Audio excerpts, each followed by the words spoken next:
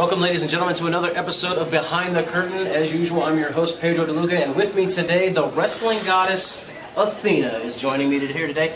And Athena, the purpose of these Behind the Curtains, we've seen you in the ring, we know what you're capable of, but we want to know what makes you you.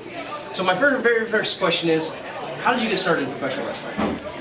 Believe it or not, something that I always wanted to do, but my grandfather had a huge influence on me. When I was younger, he used to watch Hulk Hogan, the Giant, all just the world-class guys and stuff like that.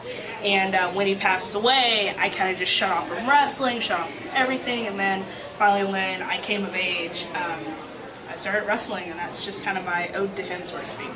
So. Can you tell me where you got your initial training at? My initial training started off with Skandar Akbar, world-class General Skandar Akbar. Gosh, he'd kill me if I didn't call him General. I actually started training with him, then I ended up training with Lance Hoyt or Vance Archer. Okay. Right after that, which led to me meeting Jazz and Ronnie Mack. They kind of took me under their wing, and then I ended up with Booker T. So I do have a huge resume under my belt, and a lot of people don't know that. So that is quite the impressive training. Wow. So I learned a lot from all those people, and I think it's important for people in the wrestling business and that want to pursue this to get more than just one trainer, because sometimes that one person isn't just right.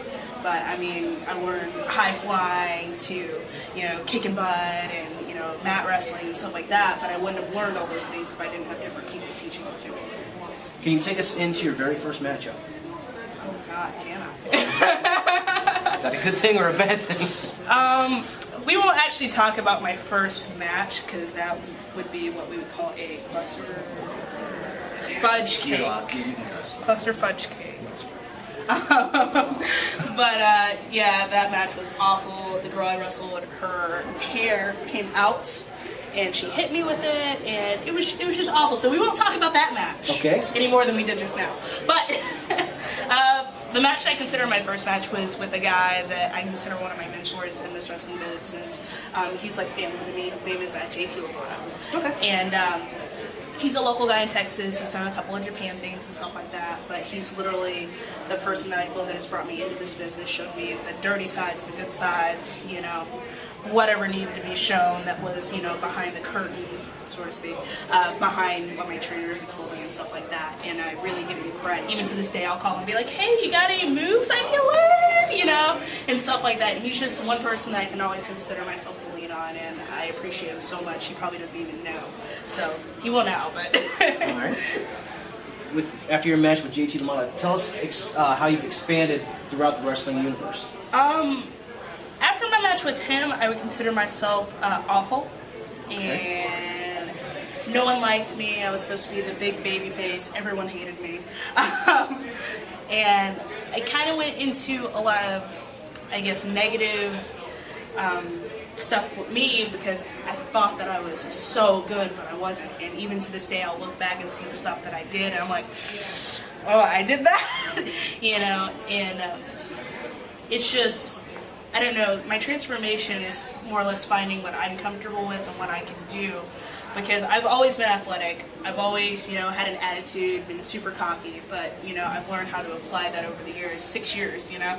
You learn how to apply it and use it in the right situations, and even now, I still have that, oh, well, Athena is arrogant, but she's good, that type of thing. But, like I said, I don't know how else to explain it. It's just something that, I had to get the rough sides of things, and I actually got, as we call it, blackballed from a lot of promotions in the state of Texas when I first started. And, one company that gave me a second chance, because me and one of their, me and Rachel Summerlin did not get along when I first started there in 2008. And it actually led to me just leaving the company. Came back a couple of years later. I had a better attitude. I was more experienced. I had been traveling. And, I'm so glad that they gave me a second chance, because I feel without ACW, I wouldn't be here right now. And, they got that national stage that, everyone wishes that they could have in Texas and other places like that. And they have the credibility. They have, Jerry Lindsay, and their next Showtime's Scott Somerset. And they're producing so many great athletes like Rachel, Jessica, even ACH, who's traveled up here a couple of times as well, Robert Evans, who's been up here, or RD Evans with ROH. There's just so many people coming out, it's giving us more credibility. that way. But honestly, I can't express enough. I would not be here right now if it wasn't for them giving me a second chance in this business. So, going from ACW to what some may consider a bigger stage in Shimmer. Tell us about your time in Shimmer. oh, it's absolutely amazing. I mean, ACW is fantastic.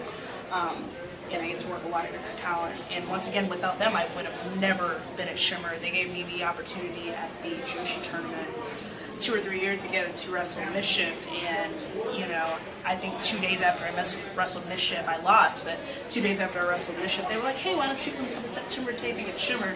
And then when I got there, it was like, oh, we're not putting you on Sparkle. We're going to put you on Shimmer. And I got to, you know, that's a big leap that a lot of girls don't get to make. And my time at Shimmer has just been amazing, and it's given me I guess a stepping stone to make myself better, along with wrestling with girls that I don't see in Texas, that I don't see in even the United States. Like last tape I got to wrestle Ray from Japan, and I got to wrestle Nicole Matthews from Canada. It's just, it's been such a tremendous experience there. I don't know how else that I can explain it, but with Shimmer I just keep moving forward, and then hopefully one day I'll be in that main event title spot. I mean, I was on the cover of one of the DVDs that's coming out soon. I mean, but it's been such a huge I guess popularity ladder for me, because I started off as like, oh, well, I heard about her, she's okay, until like, man, I have to see that girl wrestle here, I have to see her wrestle here. Like, I even have like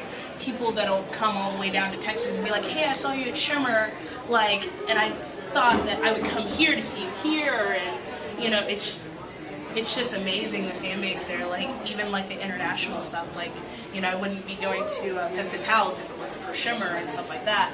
So it's literally just, it's really overwhelming, you know. It's just kind of exploding on the wrestling scene. It really is, you know. I never thought that, I mean, past, you know, the arrogance of my early years, I never thought that I was going to be a big thing anywhere. Like, I always thought that, like, oh, I'll make it to WWE one day. But, like, with people like this on the indies, and then looking at what they're doing, you know, there, it's like, wow, like, I could, like, these people are so behind me right here, right now, how could I, like, if I get here, how many more people will be behind me there? It's just, it's literally just amazing. I can't. Is WWE like your ultimate goal, or would you prefer Impact Wrestling, or just staying on the indies? Well, I love the indies, don't get me wrong, but like, I want more. I'm always going to want more. I've always wanted more. Like, when there was ACW, I wanted to be at Shimmer. When I was at Shimmer, I wanted to be at NCW for Fatales. When I was also Shimmer, I wanted to go to Japan. I'm still working on the Japan thing. I'm always going to want more. I'm always going to want to do more with myself, and whether it is with TNA or it is with WWE, more is more. You know, I mean, WWE essentially is that top tier right now, but who's to say TNA won't be, right. You know? But I mean, I've been to both places, I've seen people, they're all amazing at what they do and stuff in their own special ways and stuff like that. And I mean, do I see myself there in the future? I hope so. You know, I mean, it would definitely be one of those just exploding, you know, stepping stones that I'd be like, wow, like, I made it there. Like, how long have, you know, most of these girls in the ring and stuff like that been waiting just to get a chance, you know? I've had several opportunities in the past that I wasn't necessarily, I guess, good for, but I guess with the, you know, tryouts and stuff that have happened in the past, I wouldn't be the way I am today. I wouldn't be sitting here before you, because, you know, not making it to WWE, not making it to TNA and stuff like that, it's only made me better here. And eventually they'll look down and be like, oh, that's that girl we turned down a couple years ago, or, huh, oh, she's doing this now. You know, let's call her back up. Let's see if, you know. And, I mean, I was very, very heavy when I first started. I was probably about 160 pounds. No way. Yeah. No.